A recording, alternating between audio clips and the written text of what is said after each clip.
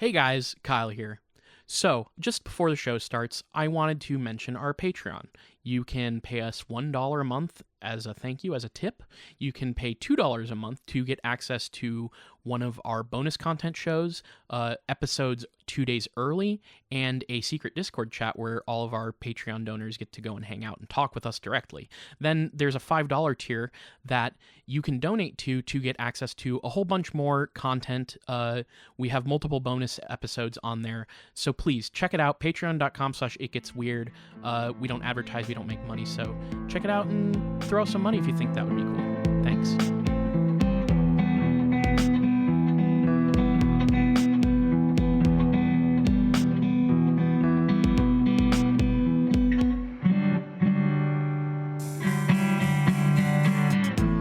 Welcome to It Gets Weird, our comedy show where we explore the unusual, the unbelievable, and the unexplained to try to make your world a little weirder.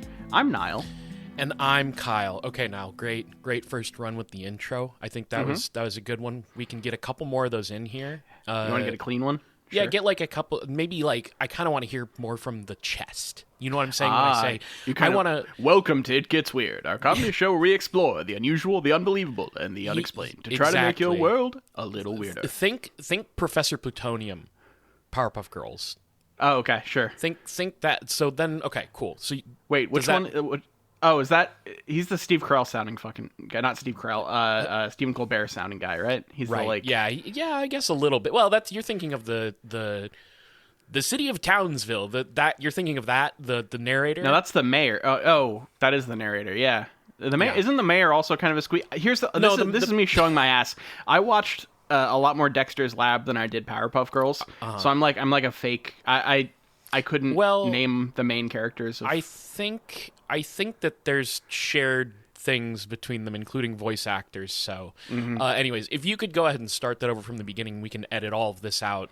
Yeah. And get a clean intro with a sort of what I was, the direction I was asking. A little more breath support. Yeah. God knows we need to not have a dozen takes of this every time we record this fucking show. Yeah, the amount of... I make Kyle do this. I do this thing. I have legitimately done this to somebody in a studio before where, like, there's a part of a vocal take that I wanted to, like, have a little raspier thing.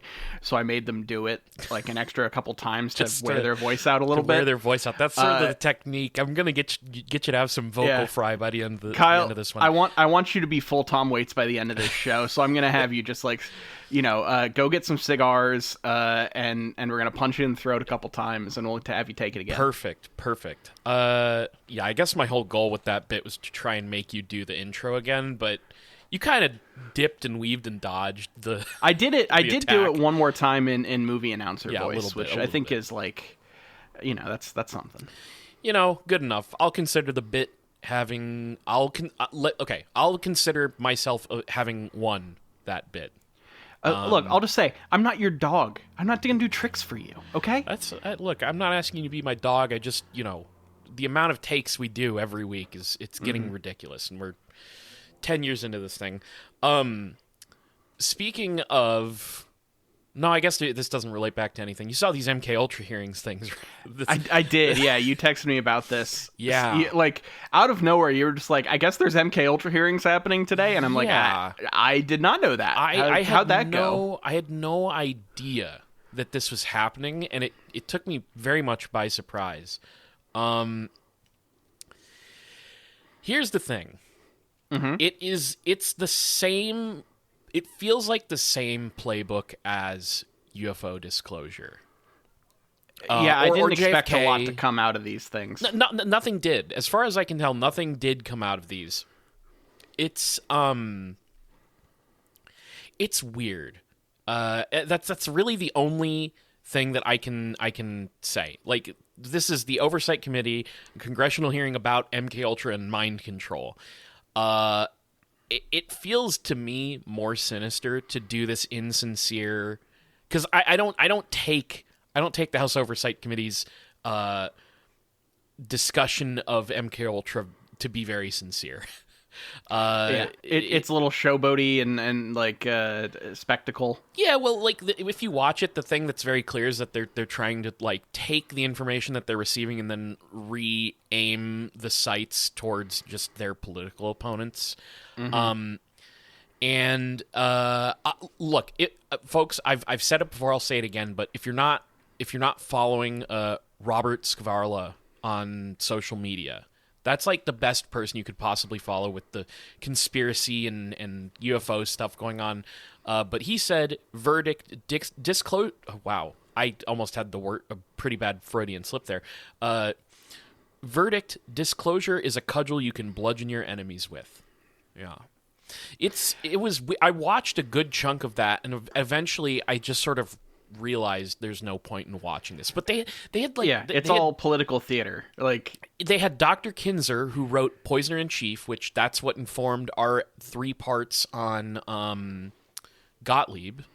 Mm-hmm. And then Tom O'Neill, who wrote Chaos about Manson, and that's a thing that I've had multiple people ask us, I guess, will we talk about Chaos? And it's come up a couple times. And so, like, it's sort of interesting that they're there. I did see some sentiment online where people are, like, pissed off that they were even willing to engage with this because it was so obviously a sham. But, I don't know. It was very weird. Let's put it that way. And I find it extra sinister to okay, we've done the UFO thing a little bit. Now let's just launder, like real life war, like not war crimes, crimes against humanity. Yeah. Very strange. Very strange. The verdict is it sucks and nothing is going to come of it. And I wonder what the point is, because like I haven't seen discussion, unlike the UFO thing, I haven't seen discussion about this outside of people who are already very familiar with MK Ultra.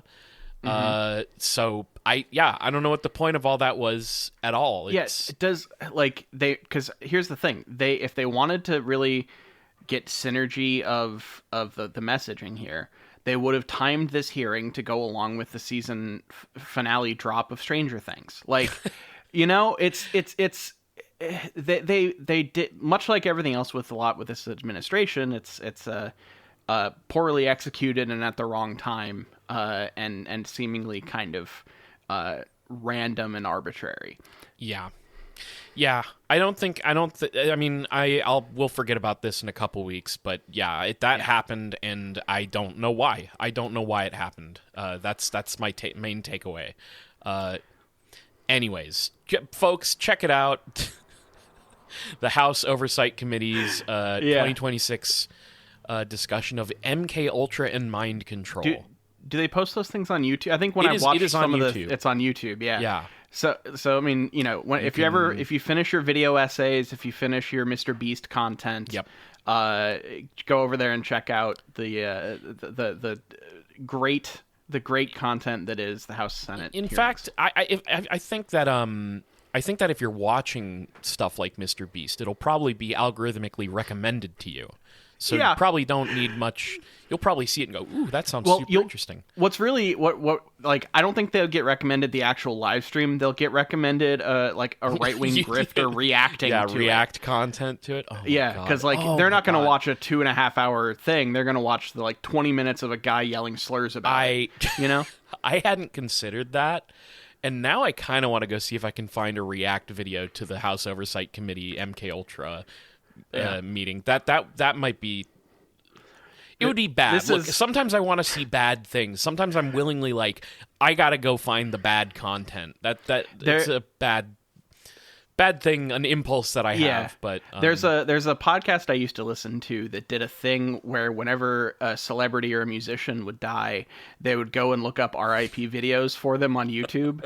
And the amount of them that are just someone reading the first paragraph of the Wikipedia entry and then trying to sight read the chords to a song is so funny. But then my favorite ones are always when a trombone player or somebody would be doing it, so they're just kind of playing the melody to a pop song on a trombone. It's so I don't want to make light of anybody's death, but I think the videos that I'm talking about are doing that, and Sure. I'm mocking them, because like you don't have. I'll just say this: you don't have a vested interest in every celebrity, Yeah, and it's if you a don't have a little- vested interest, maybe you just don't need to have anything to say about their death. It's a especially on a little public video platform. distasteful.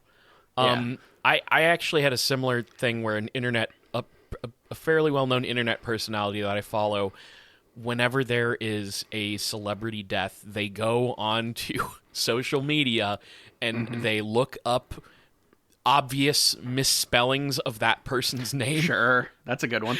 And my personal favorite is rest in peace, Disc Clark.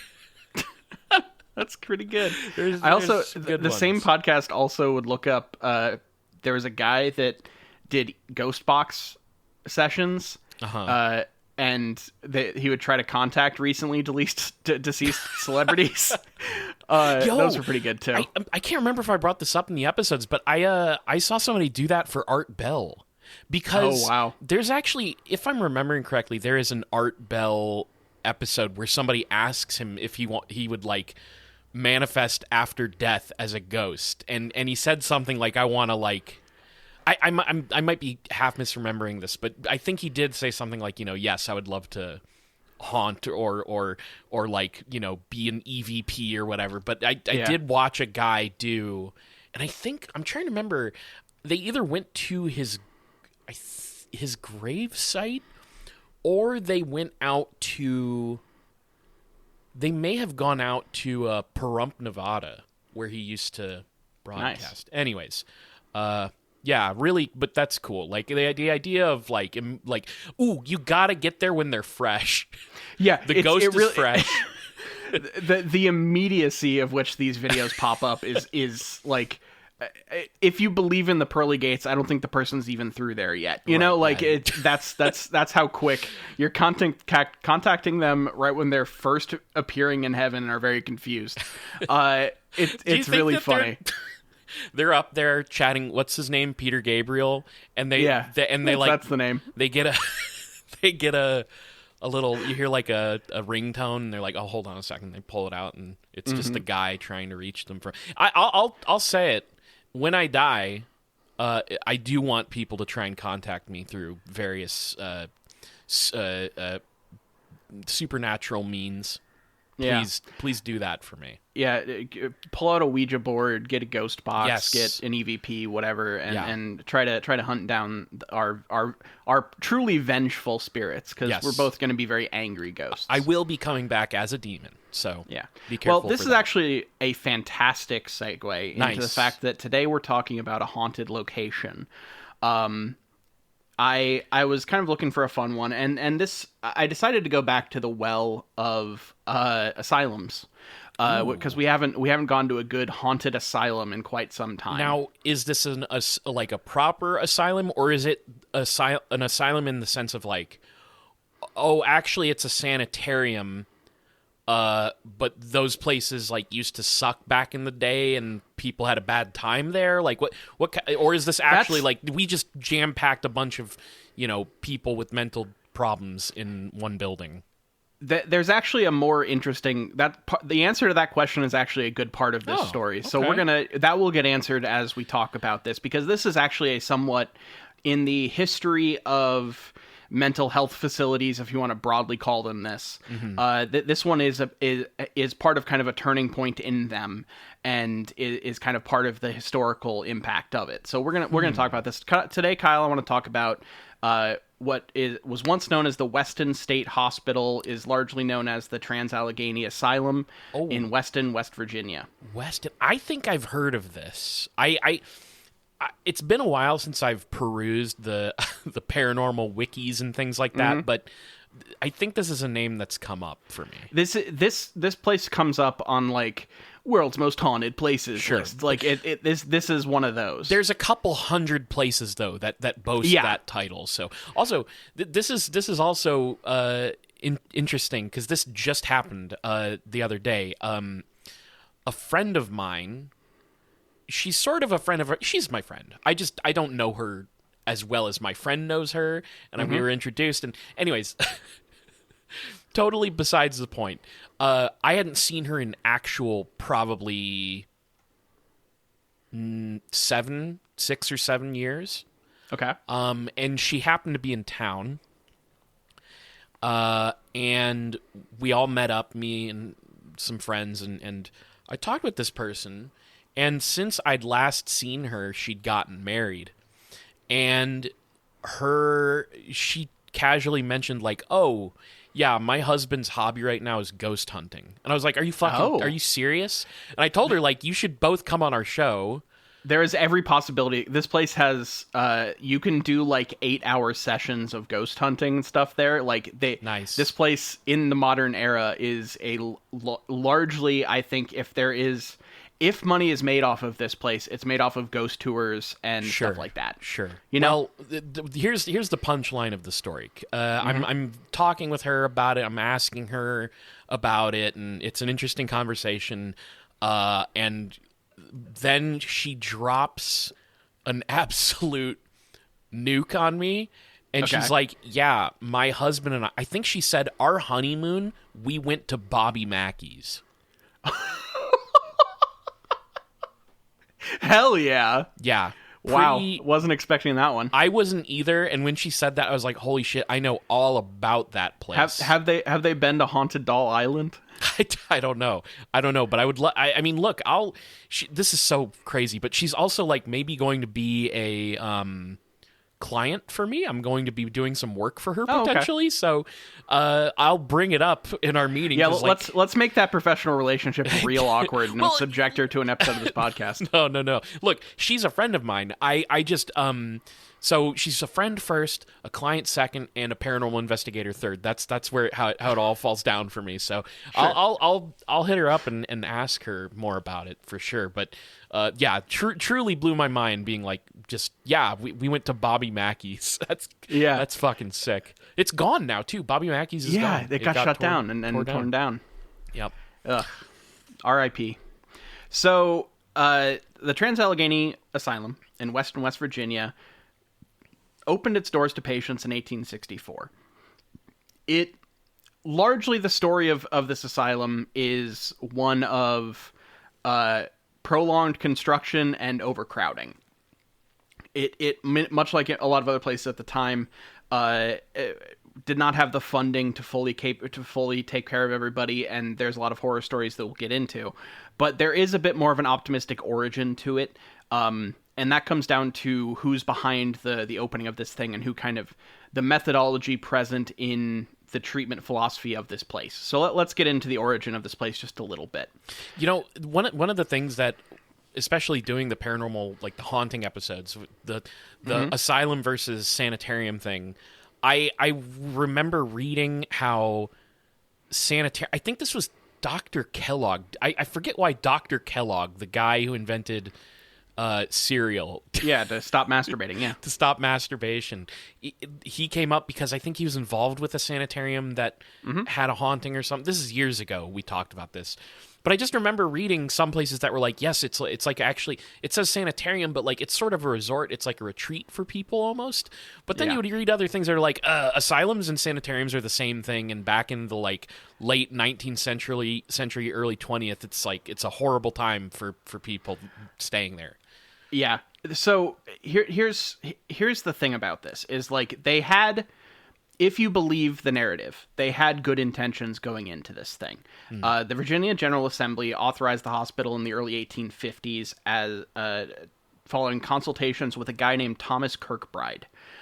Thomas Kirkbride was at the time the superintendent of the Pennsylvania Hospital for the Insane, and was also a kind of compatriot with a woman named Dorothy Dix, who is a figure in psychiatry that is like, she gets talked about if the brief things that I was reading are true. She gets talked about as one of single-handedly trying to like change how people view mental illness as something that is not a it's not a thing to be shunned. It's a thing to be treated like a disease. Sure. Okay. And so that was kind of the foundation. Dorothy Dix's work and her system was a big part of what became known as the Kirkbride Plan, because it has to be named after the guy. Okay. Which was a kind of new idea for how facilities like this should be laid out and how they should be run to try to bring comfort and some level of, because the philosophy basically came around to having plenty of open space, being allowed to wander the grounds, being allowed to try to learn skills such as farming and various other things. So this place was basically like a self-sufficient compound for the most part. Eventually, it had farms, like an ice plant. It had facilities for all sorts of stuff. There were you could effectively grow all the food, harvest all the food, process it all for the people there, and never have to leave the compound effectively. It was like a pretty large, it's like 600 acres, I think it was on. And so the idea was more light, more space, treat them like people, and do try to allow them to have some sense of freedom or control over their lives as much as they could. Now, this will be important a little later. This facility was made to house 250 residents max. That was the cap with which you could comfortably, and to follow all of the plans, that's how many people you could have there. And just to kind of put it in perspective, Kirkbride, the guy that was consulted for this place, originally founded what later became the American Psychiatric Association. So he is like a pretty prominent figure in the establishment of psychiatry as a practice, and kind of the moving away from the...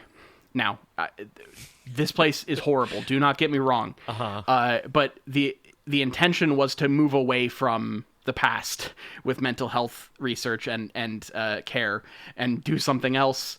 That didn't really happen. And also, it's still basically what I'm getting at is when I start describing the stories of this place, this was one of the best facilities in the country at the time. This was an attempt to be better, and it still became this. There are not at this time, there are not a lot of very positive stories about mental health facilities. That is a running theme. I also find it so funny. I appreciate on the one hand that there is some intention to try and, not be that. I also find it super funny that this is all, the framing of all of this is ultimately this will result in a ghost haunting, which the suggestion is sort of but it's kind of a little scarier because they were, quote unquote insane people, and those are their ghosts. You don't know what they're gonna do because they're fucking ghosts, brother. I'm scared because they're proof that a ghost is proof of life after death. That's scary. I don't care whether they had untreated schizophrenia. Yeah, that's scary no matter what. Yeah, ghosts are ontologically scary no matter what they are. So yeah, this place. I do think it's funny. Everywhere that you will, whenever you read different sources of this place, a lot of the tone of it will be very different.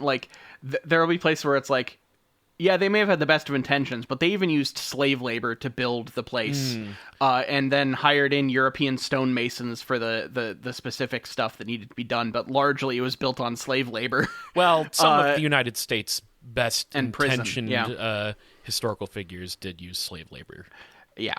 So construction began in late 1858, and so that was then interrupted in 1861 by the Civil War, where this place was taken over by the Union and turned into Camp Tyler in a semi-finished state. So it was not a fully functional facility at this point. It was under construction, and it got turned into a camp for the Union. This is actually incredible. This is a confluence of the two most ghost-producing things in history: mental, asylums, and the Civil War. That's and at least not in the to United get too States, far ahead. There are Civil War ghosts too. Of course. That's actually fucking sick. That's awesome. I really love that. I really love when I was a kid and I would check out books on the paranormal or UFOs from the school library. I vividly remember that, like, it just kept coming back over and over. Civil War ghosts.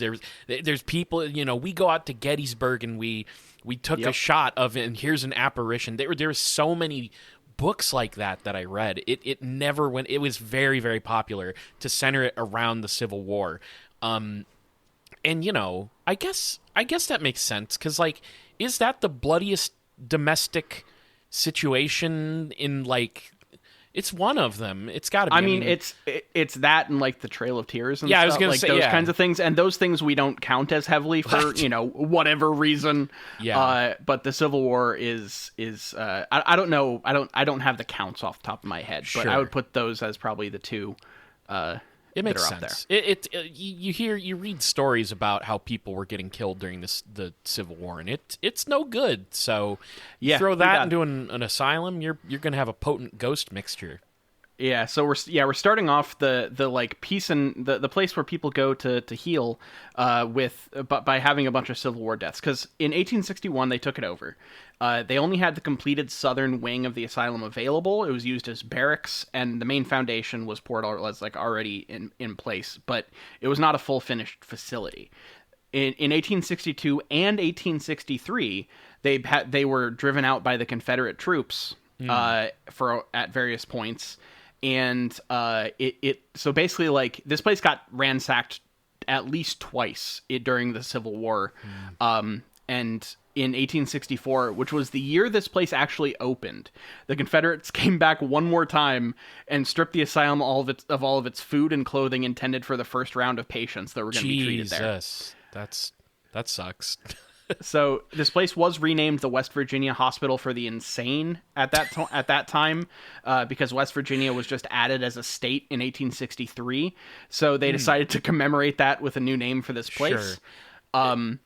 I don't know why hearing it just said, like, institution for the insane is just like, I'm thinking, like, sick, like badass, like insane sort of means like cool. People doing skateboard tricks. Yeah. It's just like a building full of people doing, tech deck finger tricks and real skateboard tricks. Just like various different skateboards and different sizes of skateboards that they're doing cool stuff with. Yeah, it's like that office building that you can break into in Tony Hawk's Pro Skater Underground, I think, in the level with the harbor, and you can, like, there's a bunch of ramps and stuff that go up it, and you can kind of climb the whole building using skate ramps. It's like that. Exactly. Exactly. It's like that. It's said that if you go down a certain hallway in a certain wing of the facility, you can hear vans' shoes hitting the floor and skates rolling. It's a skate trucks rolling, yeah. But there's nobody there. So, here's some stuff. The Kirkbride plan that they used here stated that the asylum was to be located in a rural area where patients would be housed among strangers only and discouraged from seeing anyone they knew. They were not even allowed to receive gifts or mail, but they also emphasized the importance of light and fresh air. An asylum should be designed with open halls, high ceilings, plenty of windows, and ventilation that allowed for cross breezes. So, like, you're very cut off from the outside world, but you are comfortable. Sure. I guess, yeah. This is also the era of, like, we don't know how to treat you. You should probably just go breathe air and stand in the sun. Yeah, go somewhere for your composure. Yeah, what's funny is I have it later, but, like, there's literally a point where I think, like, 10 years later, but after this place opens, they were like, oh, we should probably put a fence around this place. There was not, like, a fence around the grounds when this place, like, for the first, like, 10 or 15 years. I have the date lower in my notes, but it's so you could just, like, roam anywhere. You could just go wherever. That's wow. I mean, look, it all seems a little outdated, oh shit, we need a fence here, and go outside and get some fresh air, which some of y'all listening, I think, could stand to hear that too, to be honest. Yeah, but stop there, because I will say also during the run of this hospital, one of the big procedures was the ice pick lobotomy. So maybe don't do that. Yeah, don't do the ice pick. The other part is like kind of just generally good advice, but and sort of the result of the conditions of the time of like, we don't have cool medicines, so just take a breather. That's God. I seem to recall this. I could be making this up, but I'm dredging something up from a memory.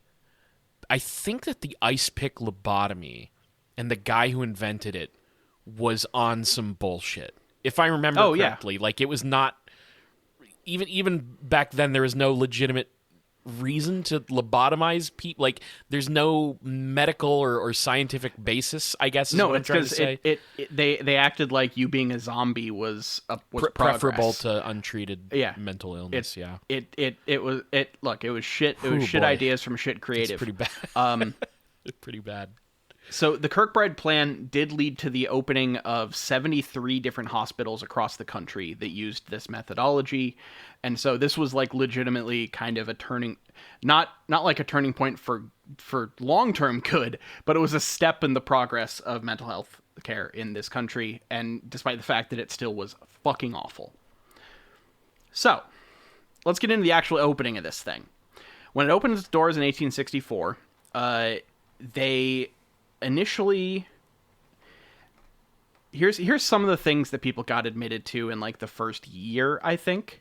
The first woman was brought in, it was a housewife in October of 1864. She was listed as coming in for, quote, domestic trouble.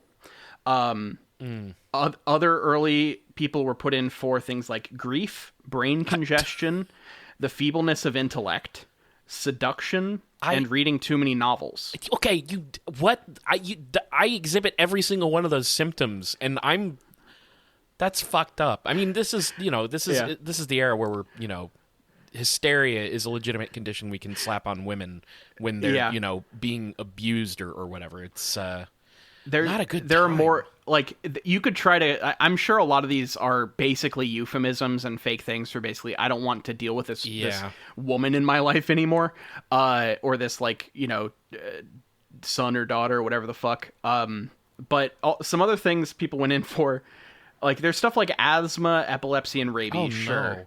But egotism, there's someone that the listed cause was bad whiskey. I don't know what that means. My favorite one, though, is doubt about his mother's ancestors. Wow. Okay. But also loss of arm and menstrual derangement. Oh, both no. are... Oh, no. Wait. So, wait. This... Those are two separate conditions? Correct. Yeah. Okay. Someone came in for loss of arm and someone came in for menstrual derangement. It's unbelievable. Yeah. The idea that somebody is... And, like, there's more, you got death of sons in war, disappointed love, I mean, laziness, fits. It's like comically cruel. Yeah, it's absurd. It's awful. Jesus Christ. And yet again, this was supposedly a brand new system that was going to be better for everybody. We're really going to flip the script on mental health with this place. Now, I know you got your period, and that's something you have basically no control over, and it causes you a lot of pain. Go ahead and get locked in this place, please. I just can't fucking deal with it. So, Crazy. Like I said, construction was not ready by the time... so 1864 is when this place opened. The 200-foot central clock tower was completed in 1871. This included a 4-story building with places for offices and personnel, and at one time even a large ballroom. They got that completed first. Separate rooms for black people didn't come in until 1873. Mm-hmm. And so, yeah, we had... I don't know what they did before that, but I don't know if they didn't admit people, like black people, or if they were just put into the general thing and they had to separate them at some point. I don't know that. But they made a wing in 1864. Or 1873, sorry. Construction continues all the way up into 1881 is when, like, largely the construction is finished. They still add wings as they go. Like, they added a TB ward at one point. They at one point added like a full-blown morgue in the facility. There is more stuff, but the initial construction took till 1881 and came in at $725,000, which is more than $300,000 over their actual budget. And at this point, when construction was done, the 250 patient facility had 700 people in the building. You know, the mid 1800s is not that long ago, historically speaking. Yep. And it's just, sometimes it's nice to read how horrible things were back then, to be like, actually, I think it's fine that I'm living through 2026. It seems like life was rough. Yeah. I do not want to be someone who's put in one of these facilities in this era, and we'll have more reasons why as we continue. Supposedly this place, this is like to give you a sense of how big this fucking place is, it is the second largest hand-cut stone building in, I think, the world, behind the Kremlin. Wow, what the fuck? Really? This place is massive. The hallways alone comprise approximately 2.5 miles, and the walls are 2.5 feet thick, which various places make sure to note is dense enough that no one can hear you scream. No. So go ahead and do that. And like, so this place has like quite a few wings and everything. Nowadays, I read they have one that's like fully restored and everything else is left as it was. And those are the places you can explore as a ghost hunter. So if you want to go stay in like a place that hasn't been updated since it shut down in the 90s, which is, there was a you know how there's the in popular culture section on a lot of Wikipedia pages? Yeah. There was something on this one that knocked my ass on the ground. Okay. And fuck it, I'll just say it now because it is so. This facility was still in operation to the point where one of the people who was in this facility for a time was musician Daniel Johnston. Really? Yes. What the fuck? Yeah. That's so weird. When would it this place went under in 1994. 94? Yep. Were they still doing lobotomies and shit? No. Okay. Lobotomies got outlawed and stuff, but okay. they were still they were still active until the 1990s. That's crazy. I was alive when this thing was in operation. Yes. Wow. It's fun that I was like, you think of these places as closing down, you know, by the 1912 1960s, yeah, maybe at the latest. 1912 is really optimistic. Yeah, because people are still going there in the fucking like 20s and 30s for sure.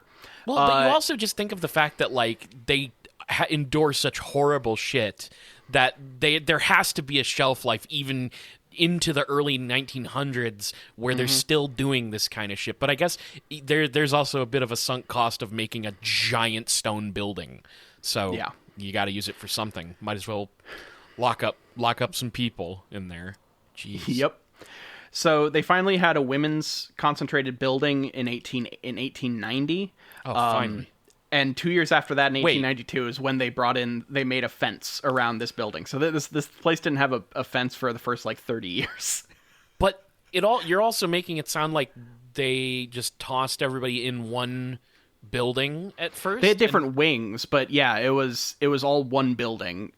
All of the like patients were in the main building, and they started to make other units and buildings and stuff after that. Right. Okay. So there was kind of a turning point in the early 20th century where the attitude towards treatment of these people switched from rehabilitation to just maintenance, and that's where like funding started to get really cut for these people, and it got worse.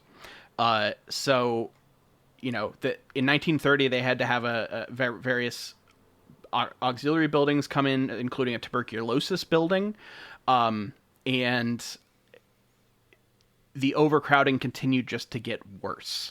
So this led to a lot of patient unrest, and of course that then led to some various things starting to happen in the building, including in 1935 there was a large fire set on the hospital's 4th floor by some patients.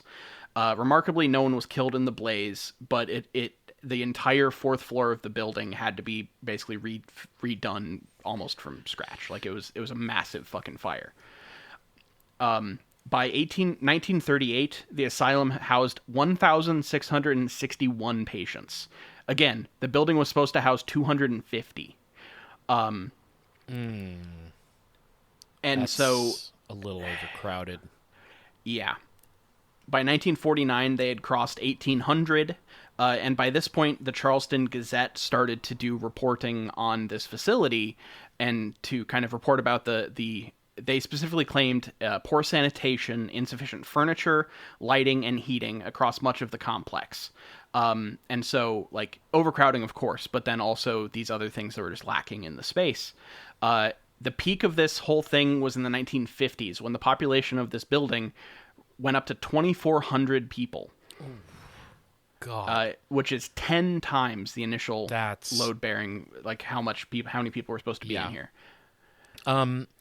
Also, you mentioned that funding was getting cut. Was this, like, do you have specifics on the economic forces that were maybe like, was it wartime maybe, or does it? I mean, yeah, but in general, the basically, like, I don't know the full mechanics of it, but it sounds like public sentiment was changed from we're going to fix these people into keep them out of my sight again, lock them away. And I don't know if that comes from, you know, whatever political party was in practice at the time. I didn't dig into that levels of detail here, but around the turn of the century, funding started to get cut, and the general idea that we should try to help and treat these people like they will get out of there someday kind of went away. Yeah. I can't remember if I've brought this up on the podcast before, but I used to work at a care facility that primarily focused on people with disabilities like dementia. We had people there who were schizophrenic, basically drug and alcohol induced dementia, things like that. It was a rough time working there. I was making $7.25 an hour working at this place. I can't fathom what the nurses were making, and you know, again, hearing this story. Obviously, that job is a cakewalk, and that facility and the and everything is a cakewalk in comparison.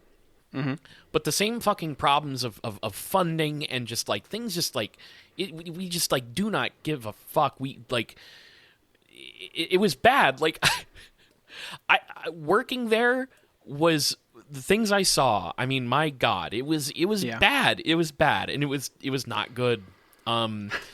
And so I obviously, like, I can't fathom this because this sounds like hell on earth. But, like, you know, in the last, oh God, when did this?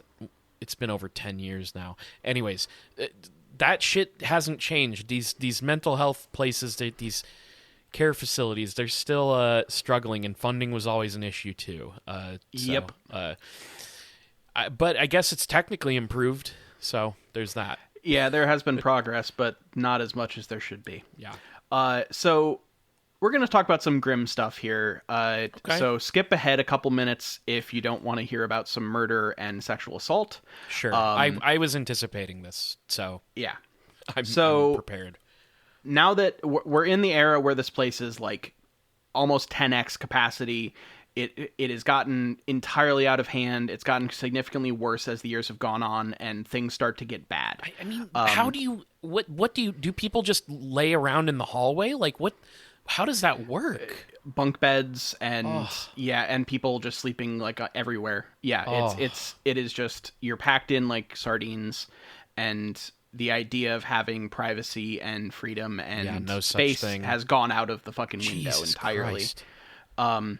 So there started to be violence amongst people. We talked about the fires. They set a couple fires at one point, but one of the most notable incidents is there were two prisoners wanted to kill another prisoner named Dean. And I know his name because that is what his ghost gets called. It's the ghost of Dean's room. And what they decided to try to hang him. So they hung him up by bed sheets. However, this did not kill Dean. So they cut him down and used the metal bed frame to crush his head. Oh, Jesus. Supposedly in some stories it goes into more detail in that they put his head under the bed frame and then jumped on it. Until it crushed. Oh God. And so like there are more cases of stuff like that with not the bed frame thing is unique. But there were other like stabbings and murders and stuff that happened. A lot of unfortunate deaths happened here, but it wasn't just the patients. At some point, the staff also started to get attacked. Several female employees were sexually assaulted. And also many employees were attacked while on duty. Specifically, there was an evening where a nurse went missing, and she was not found until her rotting body was found 2 months later in the bottom of an unused staircase. Oh, God. Yeah. So in 1960, a medical center, which included a morgue, was built on the premises.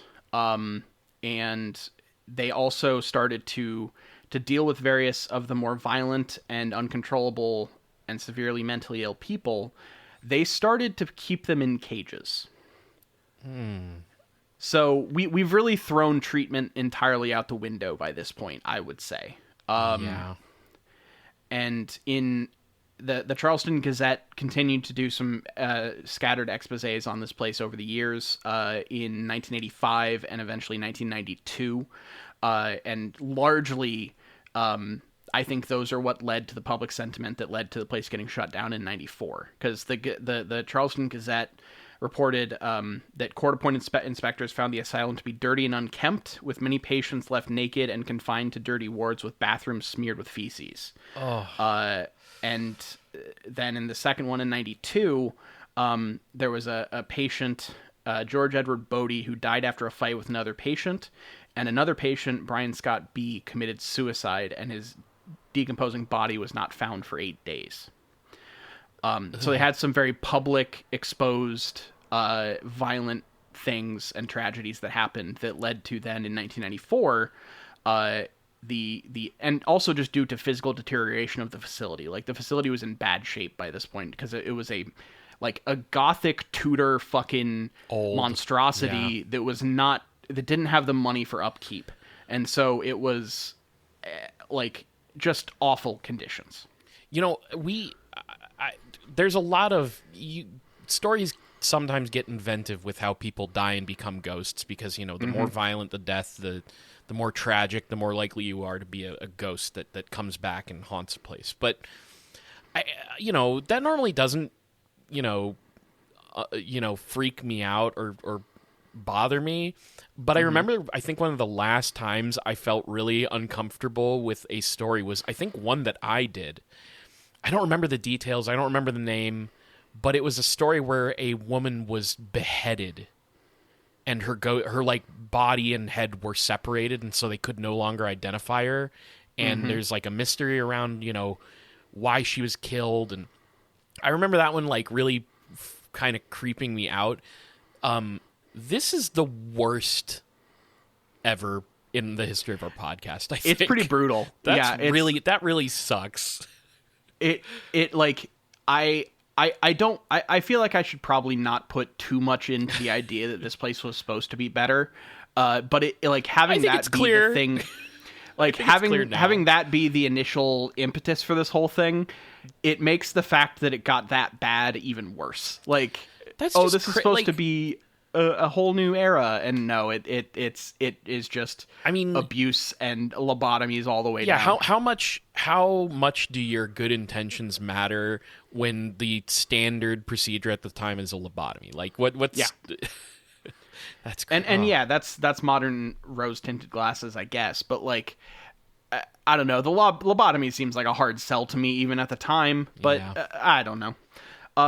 So this place was then just standing vacant for many years. Hey, sorry, I want to interrupt you again, because now my question is this. What happened to the people that were there if they shut it down? What happens to them? Where do they go? What do they do?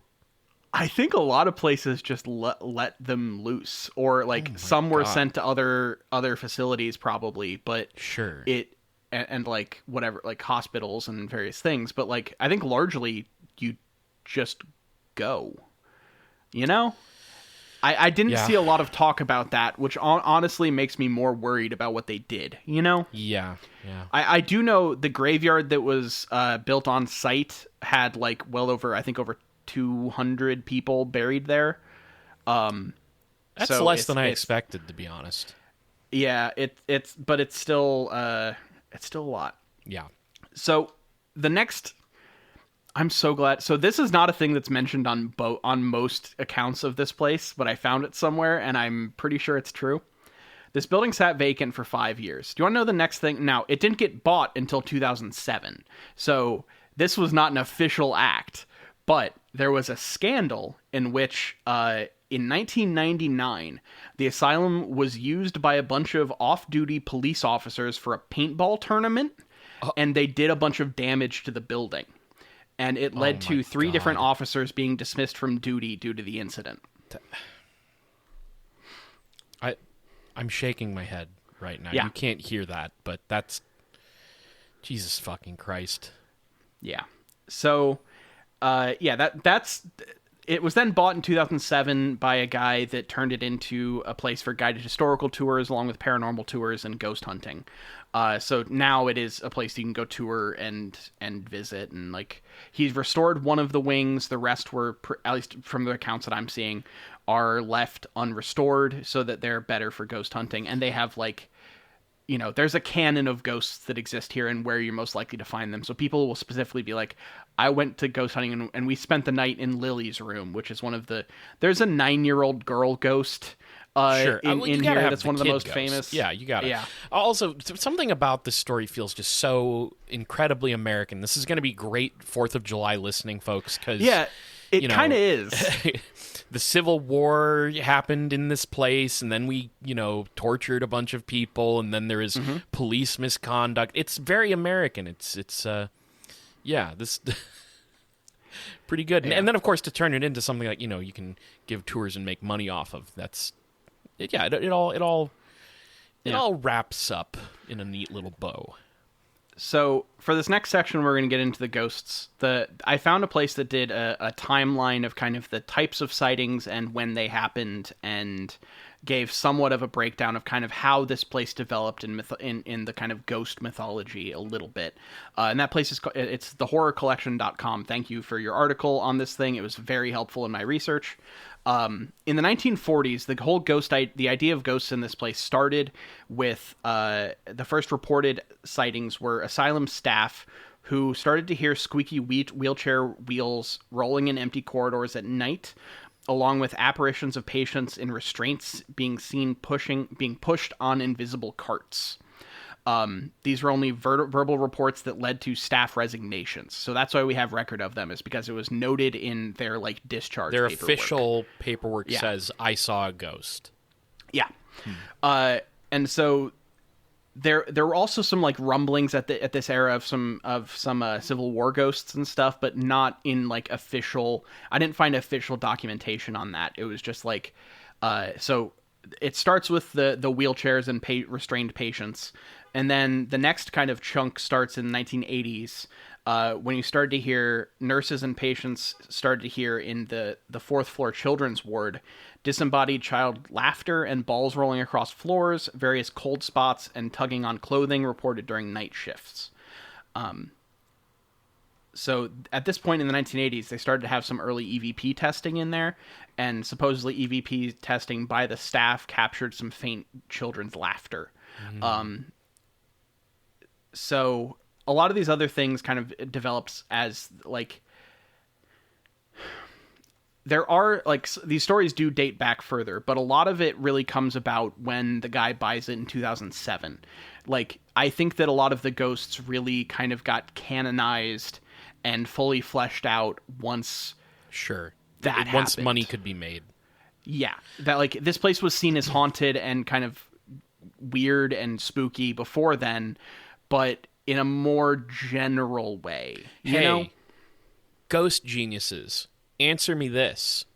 Why cold spots? Why no hot spots? Yeah. Why are they? Why is it cold? I feel like there's just the association of death with being cold, but like I don't know why it has to be cold spots. Just what's the reason? Why isn't it? Yeah. I guess because like then I guess you're saying like well a hot spot that's where a demon is because they're from hell and hell is hot. But then I've also read in some mythologies or something that hell could be really cold too. So what is the truth? I mean, I think it depends on your denomination and how Sure. literally you take the concept of hell, because Okay. it's a pretty varied thing. Some people just think it's separation from God.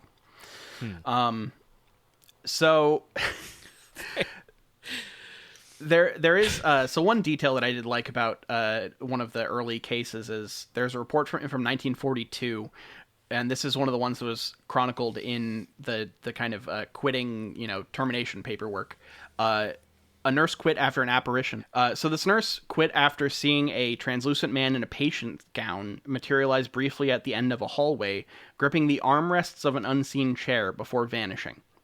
So just entirely just left. Like, so this is the thing. Like, there aren't like a lot of named ghosts until later.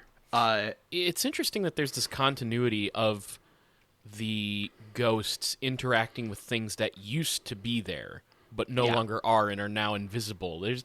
It's interesting, like the invisible cart and the invisible chair. Like I normally feel like I don't hear details where it's like, well, this is what they were doing when they were alive, and as ghosts they're just repeating those actions, is what it sounds like to me. Like almost it's sort of they're just operating autonomously in a way, whereas like a lot of ghosts don't. They just kind of walk around and be all. Do you know what I'm saying? Like I feel like I haven't heard a story where ghosts are interacting with the objects as if they were there, even though they're not. That's interesting. Yeah, it is. There's so we have. Oh, sorry. I got the number wrong. There are over 2,000 people buried in the cemetery at this place. That's way more like the sense. number I was expecting. Okay, thank you. Yeah. There's one report that I was unable to find any more than just one sentence about, and I very much want to know where this came from, because supposedly staff and visitors kept seeing stuff as the years went on, including a doctor who reported that they saw a spirit at this facility, and that spirit then followed them home and continues to trouble her, quote, to this day. And I don't know what that means. And I don't know, like, I was unable to find who that doctor was, where that story came from, and any more about it. So if anyone finds that, please send it to me. It's possible the ghost got him. Yeah, I think it is. So let's get into some of the named ghosts here. Supposedly on the first floor of the building, which is what's called the Civil War Wing, which is the oldest part of the hospital, there was a former patient who was named Ruth. And Ruth is known for hating men and had a habit of throwing things at them. So supposedly her spirit still wanders and will occasionally push men up against the walls and has been heard whistling. Okay.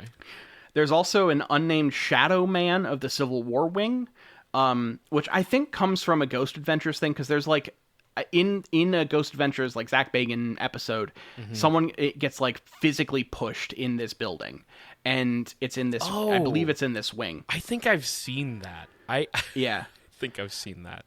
So there's this shadow man who is seen frequently along the long central hallway. He's tall, broad shoulders, and completely black in shape without any detail. And he supposedly walks with the heavy stride of a soldier. Other people hear boot steps echoing when the hall is completely empty. Broad shoulders, good for pushing people around. Yeah. Supposedly he does like. He supposedly largely is non-threatening. Like, he supposedly like acts more as a protector of the wing. Playful shove. But I don't know why. Because so like I think the Bagans thing is either a different ghost, because there are a bunch of ghosts here. There's one known as like the Crawler that is supposedly seen. It's like a black mist that's seen crawling around the fourth floor. There's like all sorts of fucking ghosts here. It's pretty cool. There were there's another one where there was some violence on Ward 2 on the second floor. In one room, a man was stabbed 17 times by another patient. And that's also where Dean's room happened, which in Dean's room, supposedly there are people who have captured EVP of a ghost saying, "Get out." But you also get like shadowy figures standing in there, and supposedly people near where the bed was, if you are down there with like EVP or whatever, you'll sometimes hear like whimpering and like signs and like sounds of distress, which I guess are, Dean when he's laying on the ground getting his head attacked. I don't know. There are a lot of other kind of just, your standard stuff. You've got your light orbs, you've got doors opening by themselves, glimpses of apparitions and shadowy figures, strange noises captured on EVPs. There is Lily, who I mentioned earlier, who is a child on the fourth floor in the children's wing.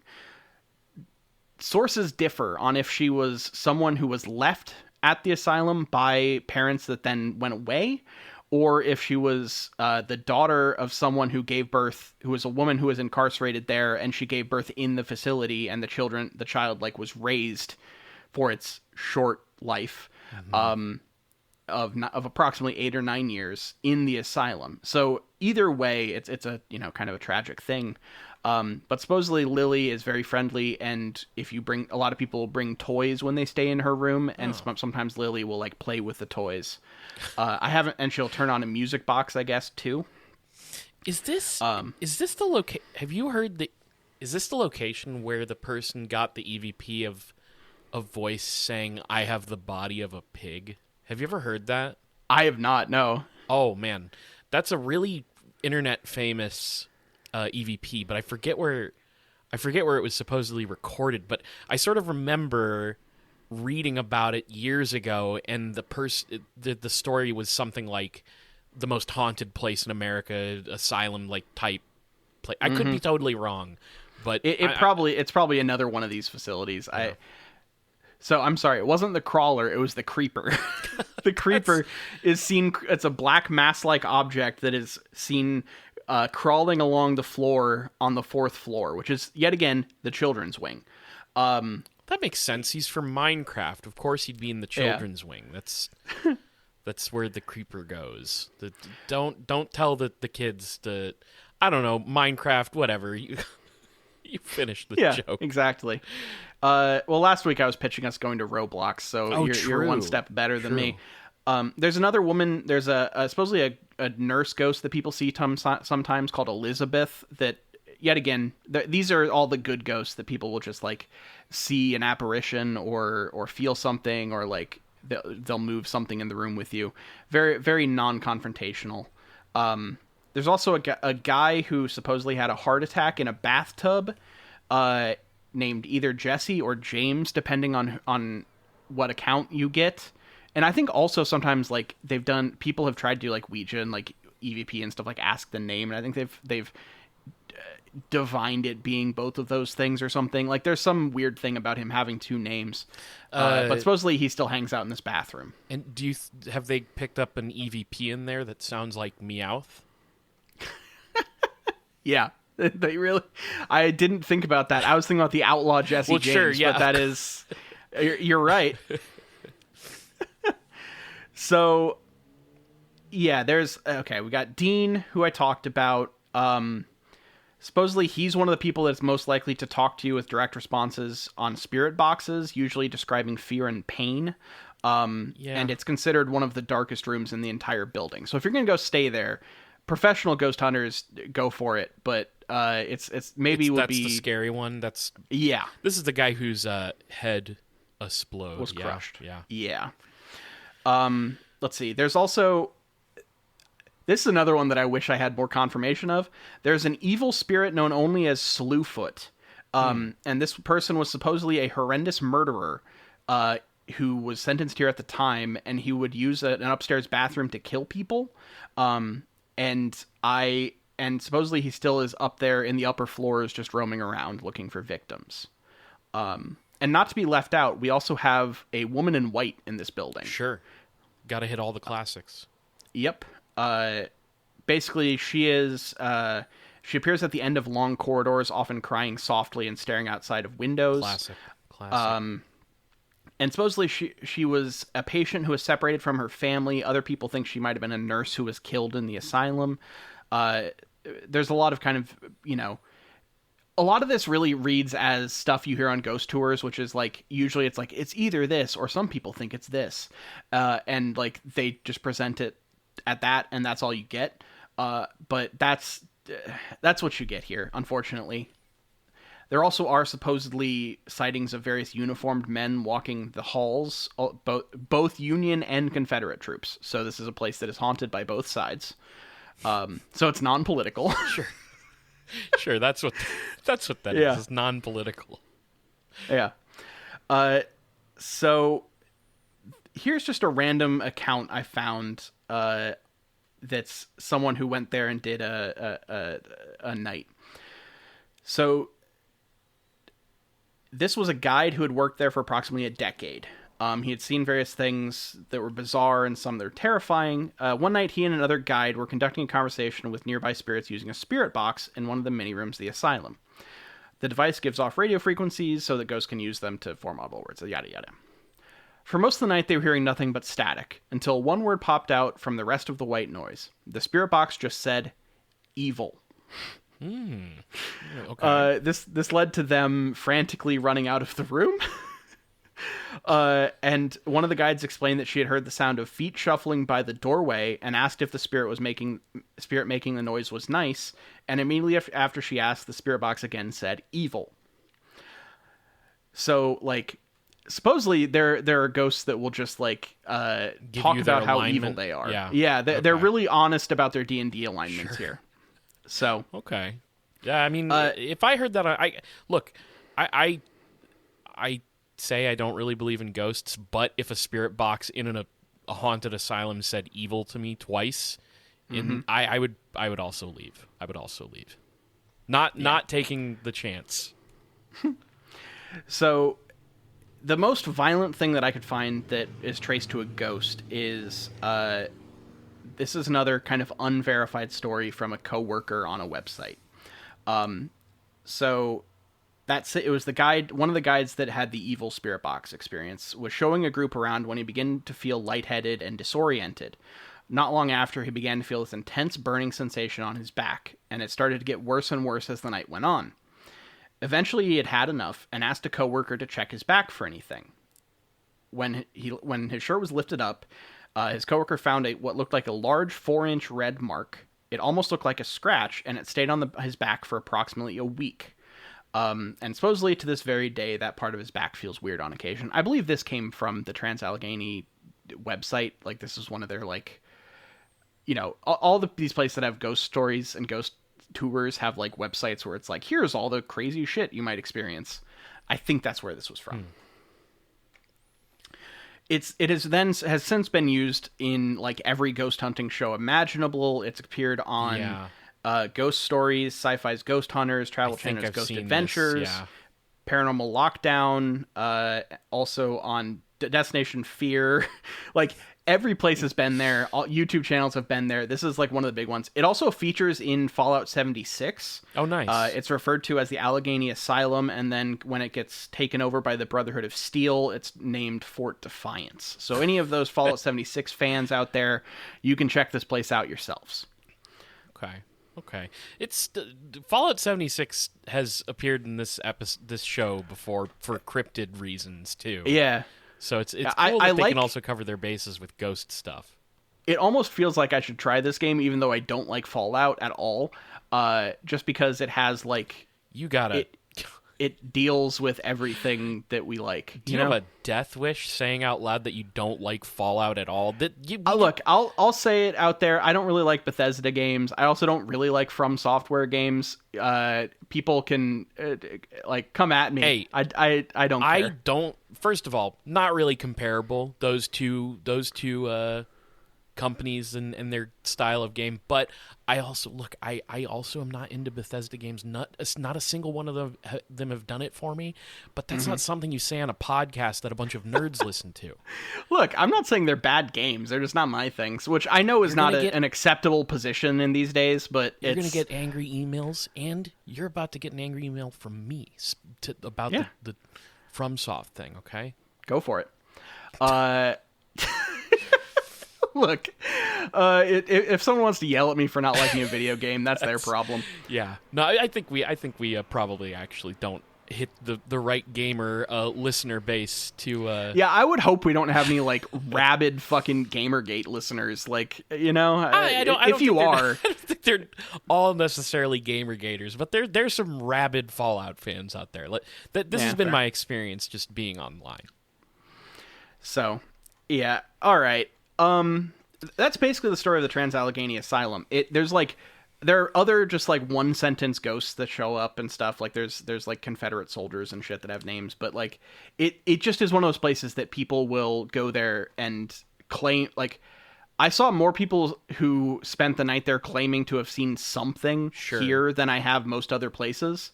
And like, so I guess if you're into that sort of thing, this is a decent bet on a place to go if you want to have something weird happen. Like it like bring toys, bring stuff for people to interact with, like wear a loose jacket because supposedly people get like their jacket grabbed by ghosts and stuff.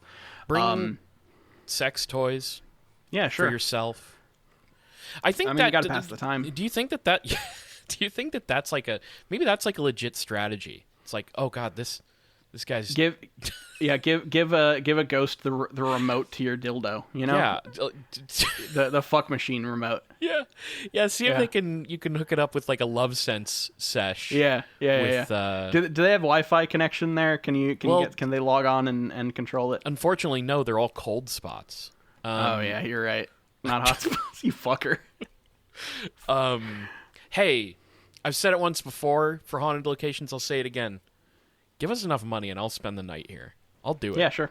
You can literally like book like an 8-hour session. Like this one seems like a very easy one to spend some time in. So you spend enough money on us, I'll go there and stay the night. You spend really enough money, I'll go there with some sort of Love Sense setup that Niall has the button.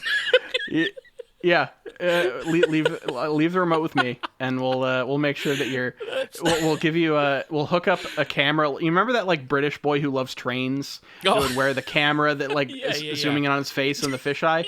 We'll set you up with one of those. Cool, yeah, perfect. That's perfect. This is conceptually really funny to me.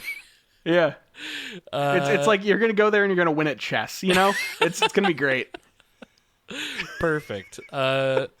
No, for real. I mean, I do kind of want to experience the like a haunted location and like bring like a mic with me and like just like get like I would love to do that sometime. But this particular one, you know, folks, you're gonna have to fund it. I'm sorry, it's not in the cards unless you pay for it. So. Yeah, you have to pay me to go to West Virginia. Yeah. I'm going to start working heel on this show. I'm going to start doing local town work, fucking heel bits. Does this mean I can finally have a face turn? Yeah, we'll let you be the agreeable person for a while. Finally. All right, Kyle, do you want to do a big question? Absolutely. Now, what's funny is you almost stumbled into this before the episode even started. So I want to ask you, if you had to haunt a location as some sort of ghastly entity for the rest of time, what would your name/MO be, and where would you haunt? I feel like we have done this one before, Is that true? but I don't remember what my answer was, and that's okay. Look, we're gonna accidentally dupe on big questions. It's definitely happened before. So eventually, we're gonna give the exact same answers to a big question that I don't remember doing, and it's gonna show like that time is a flat circle. You know? Yeah, it's a tough call, and it'll be really funny if somebody who has a better memory for a podcast than I do is able to go, you gave the exact same answer. Yeah. I want to come back as some sort of banshee type thing, just like a floating, screaming banshee. Like, I want to be just like when I think of a banshee, it's like this like emaciated, like almost half skeletal, scary thing that just wails and wails and wails. And I think that could be fun for me as a ghost. It's like first of all, that's like a really, really good way to strike fear in people. Like, obviously poltergeist activity, that's creepy, but I feel like I feel like a banshee immediately hits you over the head of you need to be afraid. Yeah, and that's sure. that's an entertaining thing for me. So let's say I want to come back as a banshee. Where do I want? Did you ask where I wanted to do this? It could be really fun to come back. I can only choose this once. Because until we do the question again in 5 years. I guess that's true. Because like once you come back as a ghost, unless somebody banishes you or helps you get to achieve peace, then you're stuck at that location. And I gotta just stuff down this impulse of saying an Applebee's, because that's like funny, but it wouldn't be good, I think. But also, long-term. I mean, how long do you think Applebee's is actually going to stay alive? I guess that's fair. We're supposedly killing fast casual, so I don't think they're gonna be around for much longer. Think of the comedy of just people hanging out in an Applebee's and a banshee shows up. Oh yeah, like they're not fucking all that choking on their different from when appletinis and their mozzarella sticks. Sorry, it's not all that different from when someone brings a crying baby into Applebee's, right? Yeah, Niall. You shouldn't have children in public. I'm fucking anti-natalist. You just shouldn't be having children. Sorry. This is not actually. This is yeah. Not You're working. supposed to work. I'm supposed to be now. working face now. Yeah. I'm supposed to take random shots at people. I'm no pro-natalist. I think everybody should have a dozen children, and then don't go full Steve Martin. Don't go full Cheaper by the Dozen. I'm sort of talking from I guess this is how I come out and say I'm doing Mormonism this year. Okay. So I like that. Have like a dozen kids. You like that, do you? I guess you're. I think it's a good turn for you. Yeah. Whatever. Fuck it. I'm a banshee in an Applebee's. Hell yeah. I love I'm that. getting that place shut down so goddamn fast. Post haste. Half-priced apps cannot. It's not worth it anymore. There's a fucking screaming ghost here. So what about you? You got a fucking ghost you want to be? Yeah, I want to haunt. There's that wooden covered bridge at Millrace Park. Oh, and I want to be a kind of mist black like black mist sure. mononym like the creeper, but I don't know the name exactly, but I think I want to do something in that like a shadow person. Yeah. A shadow figure in an old wooden covered bridge. Wow, that is you did choose a really good haunted location. That is very good for a ghost, folks. I'm sure it's out there online. Go look up Millrace Bridge. I'm sure you can find this. That's just actually a good answer. Thank you.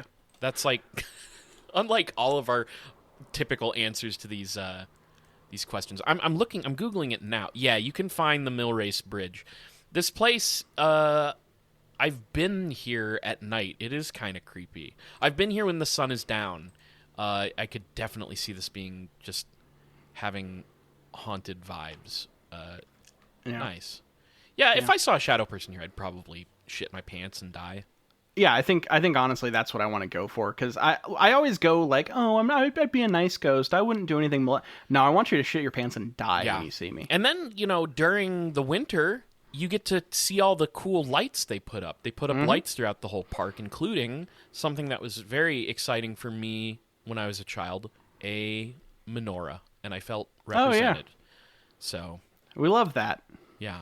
Shouts out. Representation wins. God, all right. Millrace Park. Folks, if you're ever in Columbus, Indiana, for whatever reason, you can skip Millrace. Yeah, I mean, you can drive through it if you want to see the old bridge and stuff. Yeah, it's you can drive through it if you want to see the location that Niall's going to haunt after he's dead. But other than that, and the locations of the Millrace monster story that we covered. That's true. Fucking, I don't know, 100 episodes ago. And the location from which some people I know did drop watermelons from at a tall height, and a hill where I rolled down with the trumpet section before band camp. There's a lot of shit that went down at Millrace. There's a little pond I peed in. All really important things that will stand the test of time in history. Cool. Perfect. All right, Kyle, let's take care of some business. Yeah.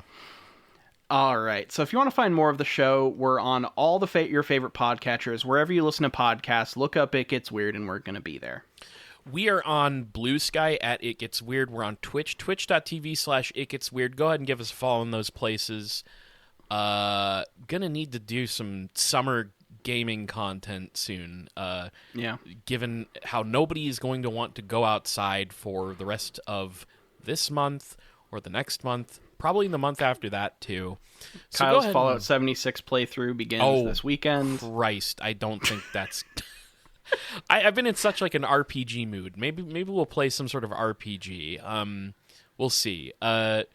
Email us, itgetsweirdpodcast@gmail.com. Send all your angry emails about our comments about Fallout directly there. And, I probably won't read those on the show. But if it's, like, really funny, maybe I will.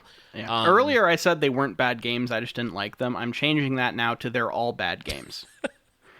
All right, go ahead. Cool. See, a lot of people probably don't listen to this point. They're like, okay, they're doing the business bit. Now I can turn it off. But if you turn this off before the business bit, you miss all these things that like rage bait and shit like that. Yeah, that Niall and it's like it's like the thing in wrestling now where they show the copyright trademark thing at the bottom with the logo, like the episode's ending, and then the heel comes out and kicks the shit out of somebody. Mm-hmm. Yeah, it's like that. Nice. Yeah, email us, itgetsweirdpodcast@gmail.com. Let us know how we should address you, and we might read the email out on the show if you send us something good.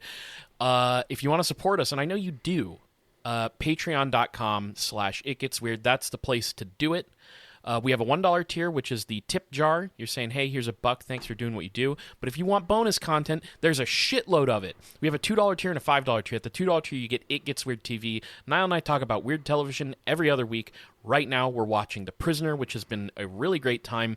Great time to get on the tier 2 because we pretty much just started The Prisoner, new series, and you get to vote on what TV we watch next. But then at the $5 tier, you get the most bang for your buck. That's access to, I think, everything that's ever been posted on our Patreon.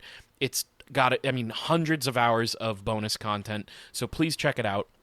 Niall and I do another show on there in the off weeks of It Gets Weird TV called World of Weird, where we talk about whatever the hell we want. Another really fun show that is 50-some episodes at this point, so check it out.